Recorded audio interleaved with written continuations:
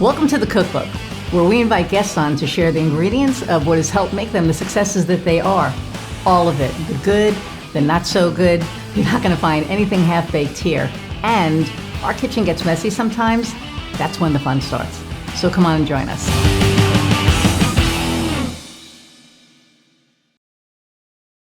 Okay, so hey, there are times when we all could use a little extra help and support in our lives. Whether there's something you're struggling with or just seeking connection with other people who understand what it's like to be in your situation, Inovia Behavioral Health can help.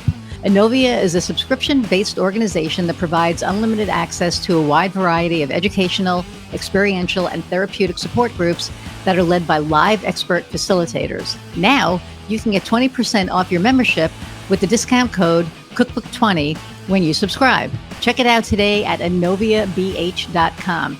Inovia, feel better. Hey everybody, and welcome to another episode of the Cookbook. I'm Iris Goldfeder, your host, and I'm super excited about our guest today, Ken Warman. So I'm going to read a little bit about him and bring him on. Ken has 25 years of experience with a proven track record of building successful leaders and high-performing teams. He is a strategic leader, trusted advisor, and provides valuable coaching to his clients through a combination of diverse business experience and talent development skills. Ken has led teams as a CFO, COO, and head of consulting practice for a Fortune 50 company, Prudential Financial. He provides solutions, workshops, and designs and delivers programs for clients seeking to develop leaders for their organizations. Through a strong business foundation and dynamic approach, he creates engagement, personal growth, and successful business outcomes with his clients. A talented leadership and International Coaching Federation certified coach, he builds deep relationships of trust with his clients and elevates them through heightened self-awareness and authentic dialogue, resulting in improvement of individual and organizational performance. Ken offers behavioral, emotional intelligence, 360 feedback, and other assessment tools to raise client awareness and guide behavioral development and change. Ken's background and style are well suited for technical and service industries, including financial services, technology, pharmaceutical, telecommunications, consulting, education, and similar industries. Clients from mid-career and new leaders to C-suite executives. Ken is a purpose-driven leader and coach that is dedicated to developing and serving others. All right, so without further ado, let's bring Ken on. Thanks, Iris. Thrilled to be with you today. I really appreciate the fact that you've invited me to have this conversation, and I'm looking forward to it. No, absolutely. And I love your background, and I love how your background has kind of organically brought you to where you are. So let's talk about the Leader's Evolution. Why don't you tell the audience what you do? Yeah, sure. So the Leader's Evolution focuses on leadership coaching and leadership consulting. And I'm sure we'll talk a little bit more about my background, but as a leadership coach, I work really hard to create bonds with my clients and in essence, uplift them and have them achieve their goals. Because of my business background, many times we talk about performance and results and goals first from a business perspective. And that oftentimes makes its way into our coaching engagements or our consulting engagements, but then very much focus on the leader growing, developing, and sort of achieving their best self, focusing on culture, focusing on the big impact that they can have on the people around them. That's the unique area that I bring to the table. And there are various engagements and services and ways that we engage with clients. I could talk about those a little bit later, but at its heart, it's really uplifting leaders, making them be the most successful version that they can possibly be, and then, having a huge impact on the people around them. Right. And it can be daunting. I mean, when, somebody gets promoted to a C-level, things change, right? And, for them, it's probably a little scary. And I know some of my friends were promoted, like years ago, they were promoted and they were like, I mean, I know that they saw this in me, but holy shit, I don't know how to navigate this, So that's where you come in. You would kind of be like, okay, we'll help you navigate this new role, because now they're not just responsible for like a management team, and then they're like responsible for everybody. Yeah. There's a couple of times that are extraordinarily useful to have conversations with me, and one of those would be right before, right upon, or right after getting a big promotion or moving into a senior leadership role. There's a lot of things that have to change at that point, and I call it making the leadership pivot. Right, a lot of the things that you've likely focused on up until that point in time will continue to be important for you, but there are many other things that you need to focus on to be successful in that broader leadership role. And so that transition point, that leadership pivot, when people are moved into new roles, is really one very important time to engage. A second important time is actually if you've been in a leadership role for some period of time, and because of the conditions around you, right? COVID and all the changes that various businesses have had to deal with, especially in this topic of what does our workplace look like going forward. Almost all the companies and the leaders that I speak to are still hashing that out, right? So it's, even though you may be in a leader and a role, I'm working with one client where he was hired or promoted into his role in like mid 2021. But yet up until earlier this year, his leadership team had never come together as a group. Never physically been together, because of COVID and the fact that they're spread across the country.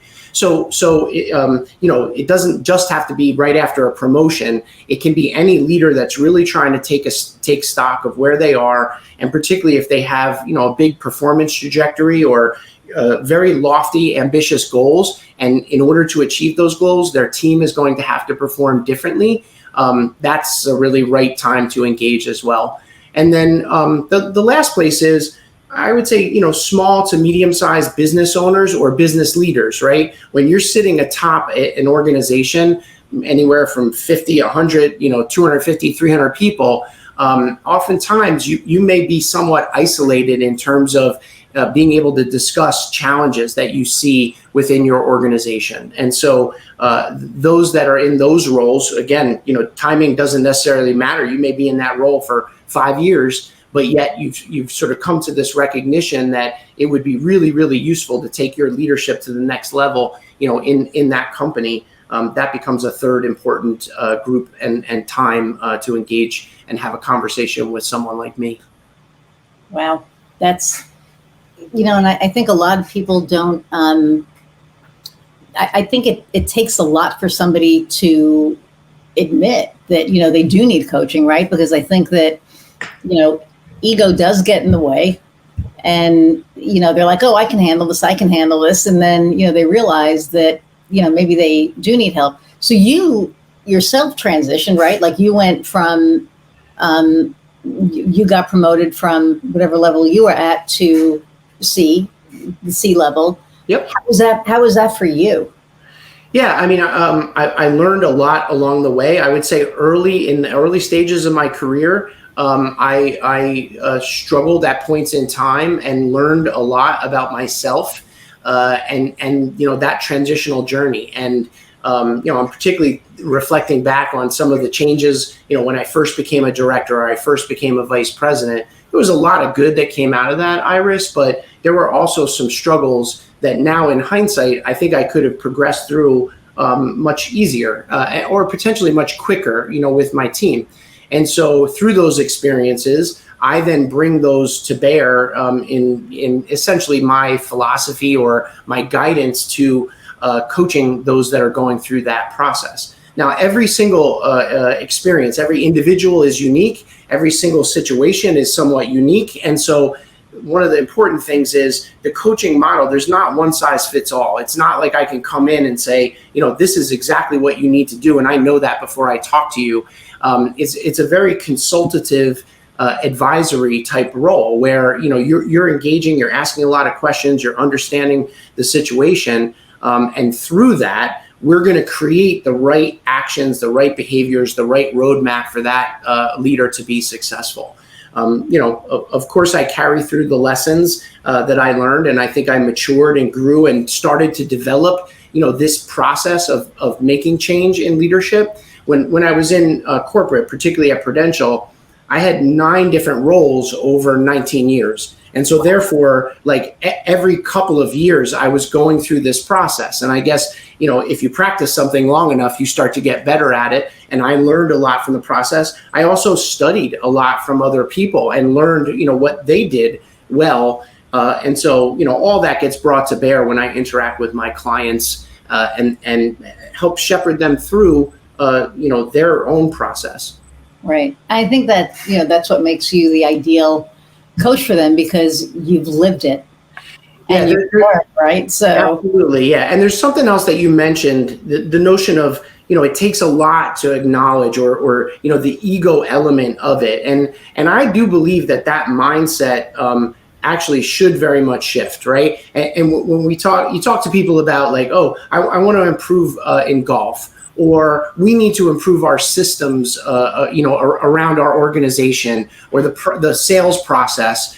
One of the first things that people think about in that regard is, oh, I wonder who knows this well. I wonder who can coach us through this process. And so for golf, you'd go to a professional golf coach, or go down to the range and see, wait a minute, is there a pro around here who can teach me how to do it? And people are very willing and open to do that. And I think when you think about processes within your business, oftentimes it's like, oh, maybe there's a consultant or someone that we can hire to help guide us or bring us the roadmap of that. But yet, for whatever reason, in leadership, people don't necessarily make that connection. And I think that that's a miss. I think that there are super talented coaches out there, and there are people that if you invest the time, there are no doubt in my mind that I can be a catalyst for people to be able to come over that hump and achieve success in a much faster time frame that it would take them if they just went it alone. And this is the benefit of coaching. This is why I do what I do in large part. And it is sort of like a mindset, a stigma or whatever that people, I think, need to put beside them and focus on what is it that's going to make me successful, and how can I deploy the right resources to be able to do that? Because if we do, now all of a sudden, those business results, those lofty business expectations are going to be that much more achievable. And we're going to be able to get there, with the support and the force of everyone that works for us and within our team. See, I think that now, especially, it seems like nowadays, companies and executives are more open to that coaching. Back in the day when, I was in corporate, I never hit C-level. But when I was back there, I worked for a lot of people that could definitely have used coaching. And because I think that there are some people, there are bosses and there are leaders, right? Yep. And I think that now people are more opening, and they're realizing that they need to be a leader and not a boss because of the giant resignation that happened, sure, in 2022, where everybody was leaving because they didn't feel valued. Yeah, and as a leader, you have to lead and help people grow. So I think they're more open to that now. Yeah, there's no doubt there has been a shift in this. And what I would say to you is the smarter organizations, the better leaders, the more progressive organizations, they are figuring this out. And that's why they recognize the power that coaching or leadership development can have. You're absolutely right. If you go back maybe 25 years or so, coaching, I think in large respect was, especially in mid to large size companies, was viewed many times as being punitive, right? Like meaning like, okay, here's a person that seems really smart and they've sort of fouled up several times with their interactions with their people, and therefore we got to bring in a coach. That model is an old model. It's a model that I never work in because it's just not, to me, it's not an area of my focus as to how to sort of fix or correct someone that has made, multiple mistakes and significant mistakes over time to get that. The model that we focus on is a high potential model, somebody that really wants to achieve something big, and we use it as a springboard, a platform to jump off of. And the leaders that recognize that, the companies that recognize that, they're at a great advantage, and they're growing more rapidly, and they're attracting more talent, and therefore, over time, the effect of that, there's no doubt in my mind that it will play out, and those will be the winners in the talent game. And unfortunately, there's going to be some losers, and they're the people that don't necessarily recognize or aren't progressive in their thinking around the impact that leadership can have. So now, when you do your, executive leadership, do you coach the entire team, or do you coach the leader and then the leader teaches the team, or do you get this whole all-encompassing? Yeah, it's a great question, because the answer is yes, it's both. and so I would say in about 50 to 60% of my client interactions, it would be what I would call a traditional leadership coaching model, which means a one-on-one relationship with that individual, right? So vice president X, Y, or Z, or C-suite, leader, or whatever the level is of the person. They engage the leader's evolution. I coach them directly. Now, I do get access oftentimes and a perspective on like their contextual environment, their environment around them. And one of the easiest ways to do that is to do 360 feedback interviews, right? And get perspective on how the organization is perceiving this individual today. So it's not like it's complete isolation for that individual, but that traditional one-to-one model probably exists in about 50 to 60% of my business.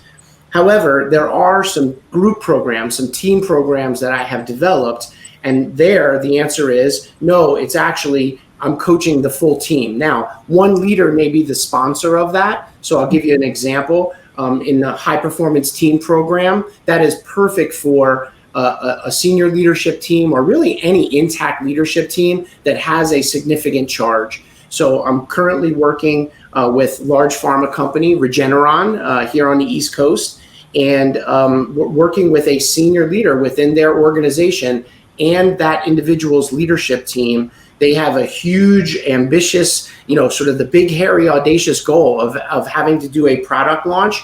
And they recognize, wow, like in order for us to accomplish the results that we need in the next 6, 12, 18 months, we have to be at the top of our game. We have to be basically optimally performing, and we have to perform like a high performing team. And then you ask the questions like, are they at that level yet? And we were asking these questions last year. And thankfully, they were honest enough to say, no, we're good. We're really, really good, but we need to be great.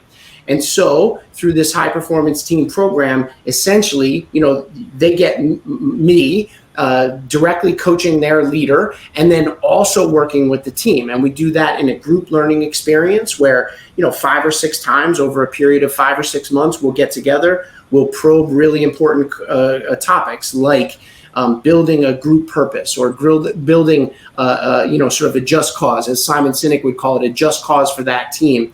Many, many groups of people within organizations have not necessarily defined that. And when I ask them, I'm surprised, like, no, they don't really have a group purpose. They'll oftentimes refer to the purpose of the organization, the mission of the organization, or, yeah, we've talked about that, but they haven't really developed it and clarified it. And that's such a powerful experience to go through. So as part of our program, in many instances, again, it's not one size fits all, but in many instances, we spend very intentional time doing that. And it's tremendous bonding that goes on, and very, very powerful, catalyst for the team to move forward. So in essence, that model is what I would call a hybrid model, whereby there's a lot of one-to-one coaching, but then there's also group coaching or team coaching that's going along aside that. And I actually think that that's a differentiator of the leader's evolution. There are not many people or firms that I've heard that embrace that hybrid model. They're either one or the other. They're like, yep, we do coaching and it's one-to-one, or we do group programs, we do leadership development work and sort of work with teams, but we infuse the two together. And so far, we've been getting tremendous results and outcomes by doing that. That's awesome. And soon the case studies will be on your website. But anyway, that's another story. Yeah, we got more examples than we got case studies, so we got to catch up, Iris. We'll get more of those case studies up on the website for sure. We got it. Well, yeah, that's another conversation, but I think we're having that next week. But so what I find interesting about, and what's so powerful about what you do is that, first off, for the leadership team to be able to say, no, we're not where we need to be. That takes a lot. I mean, it really takes a lot. Even, when I restarted my business last year, for me, it was very much like, okay, I'm going to do this. Am I ready to take it to the next level? And 5 years ago, when I asked myself that question, it was, yeah, sure we are. And the answer was really no. Yeah. I wasn't ready. I didn't have all the tools in place. Last year when I did it, I'd learned enough that I was able to say, okay, I know what I need to do. But now my model changed over over this past year. So, but I think for somebody to be able to really look inward and see that they need that coaching is huge. And for a team of people to be able to be like, okay, we need to go from good to great, and to recognize that and bring you in. Yeah. I think that's a lot. I mean, that says a lot about you. It's one of the most important paradigm shifts that we have to, and I'm so glad that you brought it up, that your listeners, I think, if they think about it, could benefit from. And it's this, Iris. I've spent most of my adult life and a lot of actually my, coming into adulthood, focusing on high performing teams and what make them up. And you can study across the military, across athletics, across business, just about any place that you can find good research and experiential, even just my own experiences interacting with these teams that excel above all the rest. And one of the things that they do have in common is that they acknowledge this notion that we are not perfect, we are not great, we constantly are looking to achieve a higher level of greatness. And I think many times our leaders and in our corporations, we fall into the trap of, oh yes, we're doing great, we're doing really, really well, and we want to sort of posture the fact that there's, we're doing fine, right? Like there's nothing that we really significantly need to fix. But you can see that at its core, that is potentially very, very limiting. The best high performing teams are constantly talking about what it is that we could do better, how we could improve, right? And so by their nature, if we can get a dialogue going within an organization or for a leader that just allows them to open up their mind and say, what is it that you think you could do better? Or what is it that we can improve, right? And for sure, there needs to be some level of trust to be able to have that, actually a pretty significant level of trust. And I work very, very hard when I engage with someone to make sure that they know that that's what this is built off of. But once we start acknowledging there are things that we need to get better, now we can orient and focus on, well, how do we make that leap, right? How can we get stronger as a team? How can we truly become high performing? And the organizations that are willing to do that and able to put themselves in that vulnerability circle to say, well, yeah, we don't have everything all figured out. We don't have everything perfect. We need to get better. There's circumstances as to why we ended up in this role. Let's work on getting better. Now, all of a sudden, we now have great opportunity. We can open up, a whole big bag of tricks where that group can really work on each other. The leader can have like this massive impact on the team and be able to take them, to sort of a higher level of purpose, a higher level of performance. Right. That is, I think all of that is amazing. And for, my audience out there who, are struggling, I mean, I think that this is something that, it's priceless. I mean, to be able to bring somebody in and I don't want to say fix something that's broken, but help, like you said earlier, make something good, great. So you weren't always, I'm going to use the word entrepreneur, but you weren't always an entrepreneur. What made you decide to leave corporate and become an entrepreneur, start the Leaders Evolution? Yeah. So it's an interesting, backstory, Iris. And I would start to say that the reason I have passion around leadership and building these high performing teams actually comes from the period of time. It started from the period of time before I was ever in corporate, right? And you're right. I spent the first 25 years of my career, like sort of in quotations, in corporate roles. But the genesis of my focus on leadership and high performing teams, as I reflected upon it, and this will become very relevant in a couple minutes as I share this story, actually started when I was, sort of in adolescence, becoming a teenager.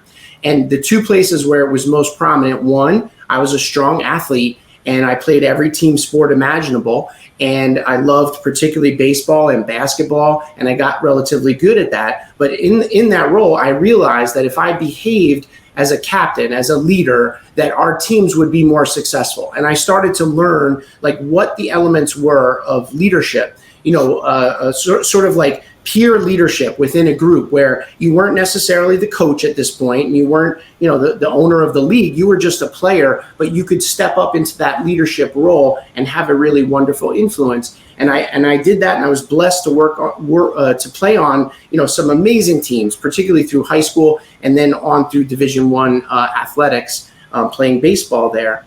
The second important element that I carry forward now upon reflection is I had awesome role models within the early stages of my life, great coaches, great teachers, but importantly, my family was super, super strong in terms of now, my views on leadership and teamwork.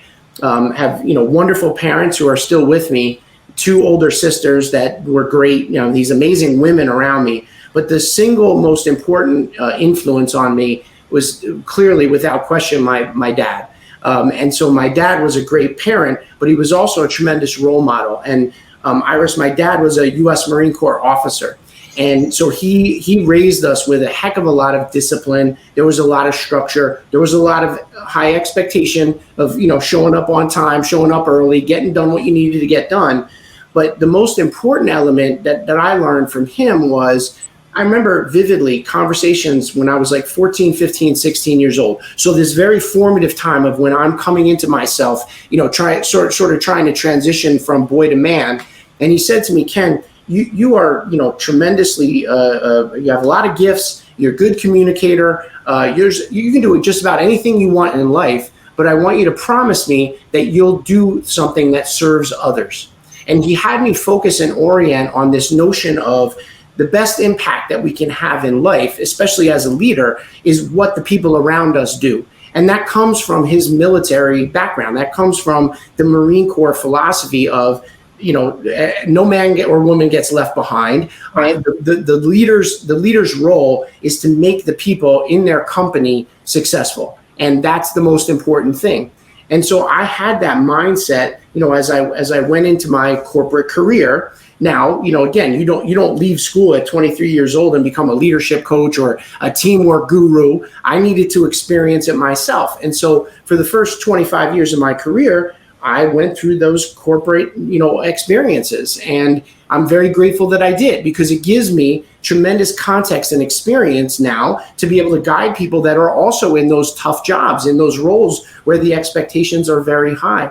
I worked for two great organizations. I think you named them: KPMG, the large accounting and consulting firm, and then Prudential Financial. And for 25 years, I had ascending responsibilities, and I essentially had to walk the walk, right? I had to figure out how to lead people and have that impact on others. And I'm very proud of what I did. I made some mistakes along the way. We all do. But I learned a heck of a lot. And ultimately, I had a really good, impact. And I'm very grateful for those experiences that I had. At the end, and this is why this all ties together, Iris, you asked me, how did you make this pivot? And so, unfortunately, the company that I worked for was going through downsizing. And at 47 years old, I got called into my office, the office of my my boss, my manager. I thought I was going to have a one-on-one. I had my whole list there, and, I was being let go. I was being downsized. And it came as a huge shock to me because I had never really experienced any bad performance in my entire life or career. And it wasn't associated with bad performance, although in your mind, you oftentimes associate that. Sure. It was simply that they were making structural changes. But what it did was it caused me to take a pause. And, at this fairly adult stage of my life, I spent the time and I reflected upon what are you really good at, right? Like what are the strengths, the gifts, the things that differentiate you? What's your passion? What's your purpose, right? And it was only at that point, quite frankly, that I started to create this plumb line back to when I was an athlete and the impact that my dad had on me. And like these various experiences, it wasn't until I took the time to really reflect upon that I realized like that really is my passion. I was doing all these other roles and occasionally I would be able to live out that passion, but I wasn't necessarily living it every day, right? And so the third piece of it that's really important is I reflected upon now where in the marketplace is that needed? Like, are those strengths and are those gifts needed in the marketplace? And I kept talking to people that were in companies and they would share with me, yeah, our leadership doesn't have it together, or our culture, isn't what it should be. And more and more and more, I would realize, man, like the opportunity that for leadership and culture and high performance team development is literally like endless, right? Like it's like there's an ever flowing a fountain of opportunity. And so it was at that point, the juncture of those three things coming together, my strengths, my purpose, and sort of this market need, that then caused me to say, you know what? If I create my own leadership consulting firm and I go out and I work with companies and leaders day after day, number one, that's not going to feel like work. It's going to feel like fun. And every day I get to do that and sort of live out my purpose.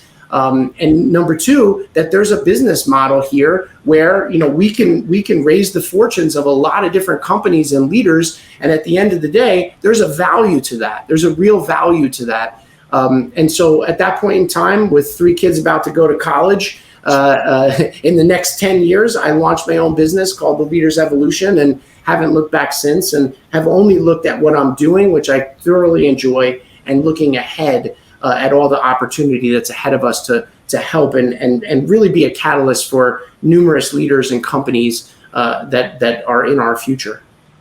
And with that, you are being of service to others, right? Which was what. That's it. That's the beauty of it, Iris, is because in what I do, and I share this whenever I do a workshop, especially when I'm talking to groups, it comes out much more. I always thank them because at some level, there's that promise that I made to my dad, and I get to live it out. And they're giving me the opportunity to live it out, and therefore they get the best of me. They get my energy, they get my enthusiasm, they get my best thinking, they get all I got, right? And because if you're following your purpose and you make promises like that to somebody that you really care about, that you're going to bring your best every single day. Yeah, I love that. I love seeing you so excited. I think like since I've known you, this is the most excited I've seen you. So. Well, you're asking good questions and you're talking about stuff I love. So keep going. So, well, I'm going to ask you one in a second, but so what I love about your purpose being of service, that's my purpose as well. I found out 20 years ago that my, reason for being on this earth was to be of service to others. So I love that we have that synergy because it's important. We're given these gifts, we're given these skills, and let's face it, there are people out there that don't use it, that use it for, they don't use it for their clients' benefit. I think they use it a little bit differently. But I think that you and I, when we serve to, really elevate who we're working with. I just want to add, it's a magical thing when people get in touch with it and they talk about it. And everyone's purpose, the thing that drives them, is absolutely unique, right? Like, and even though yours and mine, like we coalesce around this notion around service, if I were to be coaching you, there's unique beauty in what you want to do in the world that goes, well beyond like what I'm focused on, right? But the process of getting in touch with that, the process of discovering it, Iris, it is remarkable how many people, very talented, sharp people, have gotten to a point in their life where they still yet have not uncovered that. And there's 2 big challenges that I see with that. The first is they're on a road, but they don't know where the road leads to, right? And so therefore they're constantly focused on whatever it might be, getting the next promotion or getting the next raise or accomplishing the next goal. But that can be extraordinarily tiring, after 15, 20, 30 years of that, right? And then you're wondering, like, where does this end? Where am I going? And so therefore it's tremendously fruitful, to talk about this, to discover it. And then the second risk associated with not discovering that is sort of a sense of not being fulfilled. Because you just don't have discovered for yourself what that purpose, what that impact is that you want to have on the world. And therefore a lot of your efforts may feel like they're not rewarding or not ultimately fulfilling. Those are the two things that I see most frequently. And therefore in just about every coaching, we talk about different ways that I engage with people. In just about every coaching situation, there will be some point in time where we will be talking about and asking about your purpose and trying to see. Some people have explored it, and that's wonderful. Others have not, but it's tremendously rewarding and impactful when you talk about it.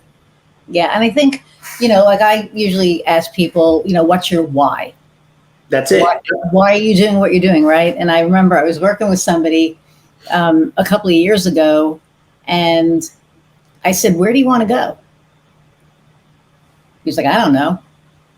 And I said, it's like you just got off the plane at LaGuardia and you hopped in a cab, and the cabbie said, "Where are we going?" And you were like, "I don't know." Yeah. And it's very, by the way, it's very hard to get to where you're going when you don't know where you're going, right? And that's Exactly the beauty of asking that question. And by the way, it's not, in no way, shape, or form am I being critical of the people that don't necessarily or haven't yet figured that out. Mm-hmm. I would have said the same thing. I was 44, 45 years old, and I knew that there were lots of roles that I did, and I knew there were things that I really enjoyed and maybe some things that I didn't enjoy about my jobs or whatever else. But I had not really yet fully reflected upon, my why and what I wanted to do, what my why was. And ultimately, there were a series of things that happened that caused that to occur. One or two were out of my control, and then a bunch of them were in my control. And I'm glad that I went through them. And now, I get the joy and the beauty of being able to ask those good questions and helping people guide through and find it. And again, it's their purpose. It's not mine, that's relevant. It's the person that's being coached and them sorting through what it is that they want to accomplish, what impact do they want to have on the world, on their family, in their organizations, and discovering that is a big part of what then gets us motivation, which then gets us like, okay, now we just have to figure out, now we know what the destination is. Now we have to figure out what are the actions, the behaviors, the things that we need to do to get there. What's the roadmap? Yep. What's the roadmap? And let's start trying things and moving in that direction, for sure. So there are people out there that are listening that are thinking about becoming an entrepreneur, and they're either, some of them are by design, some of them are out of necessity. So what advice would you have for somebody who is thinking about becoming an entrepreneur? So my advice would be to look for support. This is in the model that you just described. You're about to make a big change. You're about to make a big transition, and in essence, become an entrepreneur at whatever stage of life you're in. What level of learning and what level of support can you surround yourself with in order to optimize the chance that you'll be successful? And so one of the things that I didn't figure out right away, but I learned as I went into it was, for me, like, I've learned so much from coaches or from leadership firms that have already been on the road and been successful, right? And so I didn't think of it initially, like, let me go meet and talk to as many of those people as possible. But if I had it to do all over again, I would do that much earlier on in the process, because eventually I figured that out, and I figured, like, wait a minute, there's probably like some alliances or some partnerships that I can make, or at the very least discover ways of learning from these individuals that are willing to give to me, their knowledge, their experience. And so if someone's going to make that journey, whatever they're going to, think about who it is that is already in that space, that maybe not be in your direct market, or maybe not someone that you're going to be competing against, but there's plenty of, people out there and companies out there where you could find, maybe because they went to your same university, or maybe they used to work at your company or something like that, some connection where they would be willing to guide you through that process, and you get to ask them questions. So that would be one, important element that I would suggest. Same thing. Does it make sense for you to have a coach through that process? It's a huge change, and when we are trying to make significant change, Iris, it's very hard for us humans to be able to do that completely on our own. Right? You think about it, and you think about people that maybe are making a huge diet or exercise change. It's very rare that you just hear someone say, yeah, I just woke up some morning and decided that I was going to start exercising very differently and just go do it on my own. And it was easy. I just snapped right into it. Yes, there are those unusual specimens, I think, that you could find, but the vast majority of people need to go to somebody to help guide them through that change. And maybe it's a personal trainer, maybe it's the gym around the corner, or maybe it's somebody that ran marathons and is going to coach them and teach them through running marathons. They're able, God bless you, they're able to shift and transition into that coaching process and get somebody to guide them through the process. Same thing applies for a big shift in your career. People that try to do that solo and just fly alone and figure it out as you go along, yep. I think that's dangerous. I think you're slowing your learning process, I think, by doing it alone. You're accelerating your learning process by going out and seeing who in the marketplace has already figured this out, who has already gone through this shift. How could I get a coach or an advisor or a consultant to guide me through, that I'm confident in, somebody that I believe in? So those would be some points of advice I would have to your audience thinking about it. The last point of advice is listen to your gut, right? There's something that they call the entrepreneurial instinct. And that is a very, very real thing. I can't tell you how often there's this instinct that comes over us, and it's our inner voice, and we need to listen to it. And unfortunately, I see it. Sometimes people come to me and they say, Ken, I need to start talking to you about my career. I'm feeling stuck. I'm feeling, uneasy about where I am. Oh, what's going on at work? And then nothing, but I'm just feeling like I need that help in that particular area. The percentage of people that then, very soon thereafter get some type of message like I got, where it's no, now you're being downsized, or we've decided to make your position redundant. It's extraordinarily high. And no one told them that, but they just sort of felt it, right? And then they acted upon it, and thank goodness they did, because now they've got a coach, and we're already charging down the path of what comes next, right? Same thing with being an entrepreneur. If you've got something that you truly believe in, and you've got that inner voice talking to you about this is what I think my passion is, this is the thing I think I could do that would be a very successful entrepreneurial venture, I'd say start using that voice and bring that inner voice out and talk to some people about that. Follow your gut, follow your instinct. 100%. And I was just talking to somebody who I'm going to be doing some collaboration with earlier today. And we were talking about, your instinct, that inner voice, right? And for me, lately, it's if it's not a full body yes, then I don't do it. And you know what that is. I think inherently we all have that, that gut feeling. And sometimes it's ambivalent. And for me, if it's not a full body yes, then it's a no. Yeah. Because if it's a maybe, there's something there that's kind of awry. And I've been listening to my gut for the last, I want to say 6-7 months. And I've been right every single time. I've been right about who to work with, who not to work with. Yeah. And that's hard. Yeah. When you realize you're not going to work with somebody, it's yeah, we're not a good fit. And, and it's that's been very interesting. Yeah. Yeah. And this doing it. Yeah, I'll just add, this applies beyond sort of the entrepreneurial, aspect. It applies very clearly to the leadership model and the teamwork model that we're talking about. Sometimes people have these instincts about something's not altogether right, or why am I getting engaged in these conversations? I wish that they were better. And the coaching process of getting that inner voice that we have talking around in our head and start to get that to verbalize out to someone else, and then say, okay, that's good. Now we got it on the table. Now what do we want to do about it? What are we gonna do next around that? And we start to ideate around not just having that stuff bouncing around in our mind or on our gut, but actually like pulling it out on the table. Life's too short to be weighing that stuff for, days, months, weeks, years, right? And it's like, what are we going to do about that? Oftentimes that leads us to very important discoveries. Yeah, I agree 100%. So now, what are some obstacles that you've gone through in your business? Because you've been doing this for 10 years. No, I launched my business. So this is, the timing is very, very interesting. One of the big obstacles, Iris, was COVID. So I launched my business in basically like August, September of 2019.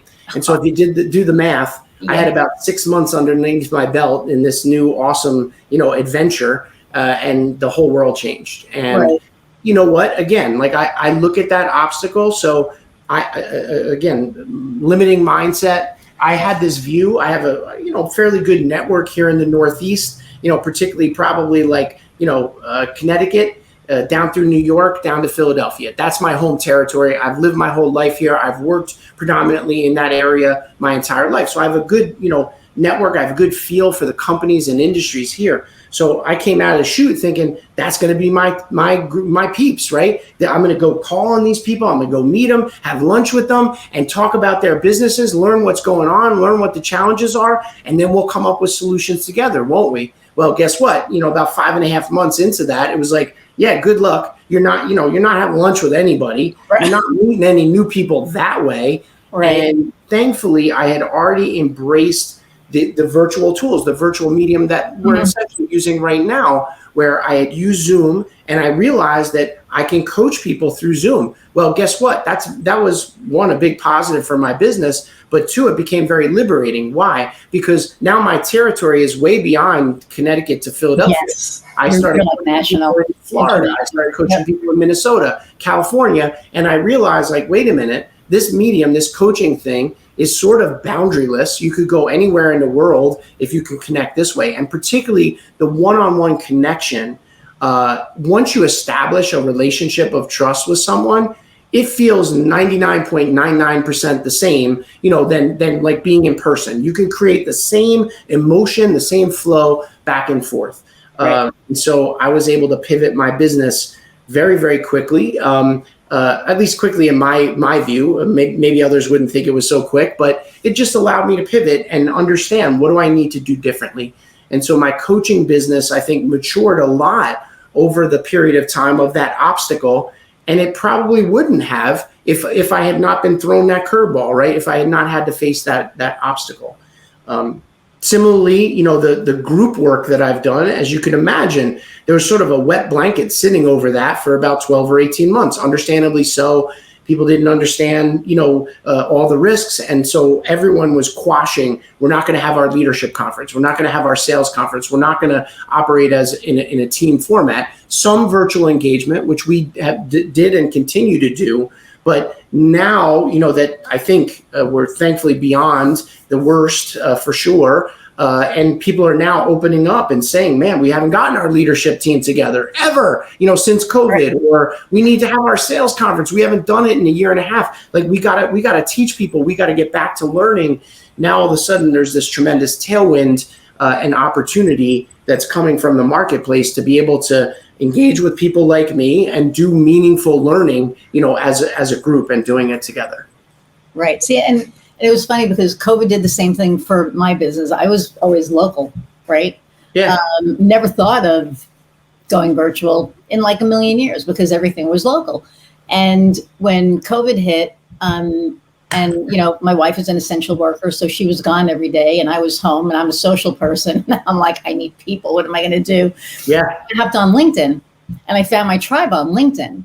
And I got into video and all the other things. When I started doing video, people, started learning how to know, like, and trust me. Then they wanted to work with me. And then it just opened this whole thing up that wouldn't have happened. And now I have clients in, Jersey and in New York and in Indiana and in Denver and, Virginia and crap, I don't even, everywhere. And so that never would have happened. Plus I have local clients. So it's, and that process of being adaptable and adapting your model, your business model, which is like, it was probably not easy. Any change is tough, but you and I were able to figure it out, and navigate through it. And because, we're relatively small organizations, there's only a handful of people that we have to have come on that journey with us.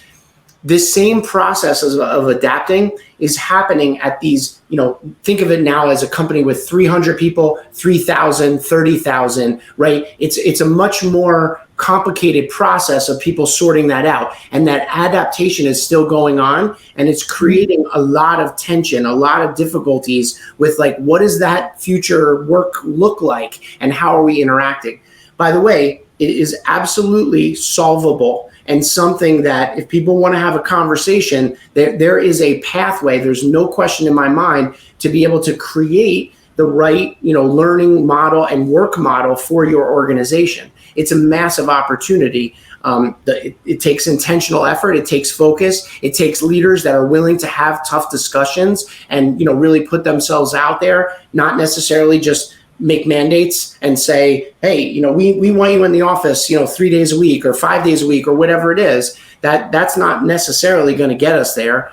But there's a huge opportunity for the adaptation process that's happening in larger organizations in just about every industry that I come across. Yeah. And it's been, it's been interesting watching so many different companies and clients of mine pivot, during COVID, but one of my favorite stories is a local bistro, and they're a restaurant. And when COVID hit, a lot of restaurants were closing because people couldn't go in. Well, they decided they were going to become a market. So basically the stuff that they would create their dishes from, so all the different ingredients, so lettuce and all the staples that you needed, they turned it into a delivery service. Yeah. So they made the pivot, and then when they would deliver something, they would put a roll of toilet paper and a little hand sanitizer thing in, right? Fast forward, COVID is over. They opened up a market right next door to the restaurant. It's this, huge market that has stuff from like all over the world. And they made that pivot, and they're constantly, changing and adapting. And I think, like you said, you and I were able to adapt. There were a lot of businesses that couldn't, and didn't. And those were the ones that sadly, didn't make it. But for the ones that were able to embrace it, as bad as COVID was, it ended up, I think, being the next step in the technological revolution, because it made everybody realize that remote and virtual is a thing. Yeah, no question. And it was, look, there's just such sadness over the people that lost their lives and the impact that it's had on people's lives, such that we can always malign the fact that it ever came to our doorstep. But I'm an optimistic person, and I think the same way as you. Like there are transitions that businesses and people went through and continue to go through that actually can be very, very positive. I have the same experience. There's amazing restaurants in my area, right? That could never, like, you couldn't get a restaurant there because they had a small footprint inside, and therefore there was only so much they could do. Well, they realized we got to sit people outside during COVID under a tent, right? And they start to do that, and then they realize, why couldn't we just utilize that all the time and double the space of our restaurant? Maybe we have to expand our kitchen. Maybe we have to hire more people. But it's a very simple model of something that was there in front of them all the while. They could have done that at any time, but the conditions caused them to innovate. And then now they realize some of that stuck, and some of it doesn't. Some of it was just temporary, but hopefully we've learned something from that. The thing that I always start this conversation with business leaders is, this is a business problem. This thing about like how we're going to work. It's not an HR problem. It's not a talent initiative. It's not something that we can just create a policy on. Like how you work as an organization is instrumental to you being successful and differentiating yourself. And so I always start with, okay, tell me what makes your company unique. Why do people come and buy your product as opposed to anybody else? What is it that you do? And you better have a very clear answer to figure that out. And if you don't know what it is, well, that's okay. Let's figure it out. Let's figure, we innovate better than anyone else, or we solve the most complex financial problems for our clients, or whatever it is. Start with that. And then we go through, okay, is it better to do that as a group in person, virtually, or individually? Like tell me what it is that makes your company unique, because likely your employees chose to work with you and you chose them because that's what they do best, because they love that, right? And so we got to get back in touch with that, and that'll help us on the journey of figuring out, how many days a week we should be in the office and what that should look like, and make it so people are motivated and want to come back into that environment. That to me is the key of this journey. And that's like the perfect segue into my next question, which is, what's your differentiator? Oh boy, what's my differentiator? I would say a couple things. First, there's a unique skill set that I bring to the table, and it starts with my experience as a technical leader, as a chief, sort of financial officer, operating officer, and having those experiences positions me such that most people in knowledge-based industries, most people that have those senior pressure-filled, high expectation roles, when they interact with me, they understand and feel a sense of credibility, because I've been there, I've been in similar roles, I've had that same pressure, and I sort of know what that feels like firsthand. And so that is a unique thing to combine with strong attributes and abilities as a coach, where, as I mentioned to you, my drive it's not about me, it's about them. And I think people sense that and they understand that. And certainly if they explore enough to have a conversation or two, they feel it. Like they feel it very, very strongly. And they realize, wait a minute, the combination of those two things, somebody that's got a real good business background, understands, what increasing our ROE from 7% or to 10% really means, right? Like, what does that really mean? I get that. I can understand a business fairly quickly because of my background, and combining with that notion of serving others and really wanting to, without all fail, make sure that they accomplish their business, objectives, and also their objectives as a leadership or as a leader. That combination is differentiated, I think, and makes me unique. So, it's certainly what I carry with me. And then last but not least, I think you can tell, you said earlier, wow, I've never seen you so excited, Ken. Like the clarity that this is my passion, this is my purpose comes through, right? And then people realize, like, oh, I'm going to get that guy's best effort. Like anytime I'm talking to him, he's all in on these conversations and wants nothing more than me to be successful, my company to be successful. I think people feel that and they recognize that when they interact with me. And the combination of that, I think, is differentiating.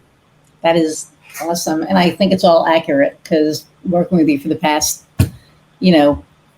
January, February, I see all that. So, yep.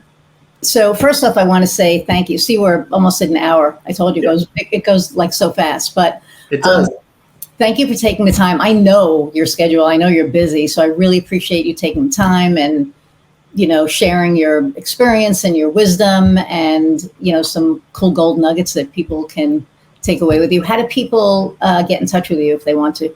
Yeah, sure. So I think my website has flashed up there a couple of times. So it's theleadersevolution.com. So there it is. Good timing. Thank you, Kofi, for putting that up there. And so, if you go to my website, you can check out some of the basics. What I would really encourage people to do is, if any of this has interested you, set up time with me, right? Like there's a way that you can go onto my website, set up a 30-minute segment. If you can't find a time that works, I would say email me, directly, and just reach out. And then my LinkedIn is also there as well. That's a great way to get it's just some background on me, and so, you'll be able to see some of the things, some of the clients that we're working on through our posts, and determine, is this a conversation worth having? But I love talking to people about where they are in their life journey, their career journey, and certainly love talking to people about if you're serious about moving your leadership to the next level or your company to the next level, and you've got those big audacious goals and you need to accomplish them, and you're trying to figure out how are we going to change to be able to do that. Those are the richest of conversations. And so I would welcome any and all of those, Iris. Cool. Well, okay. And the last question that I ask all my guests is, what lights your fire? What lights my fire?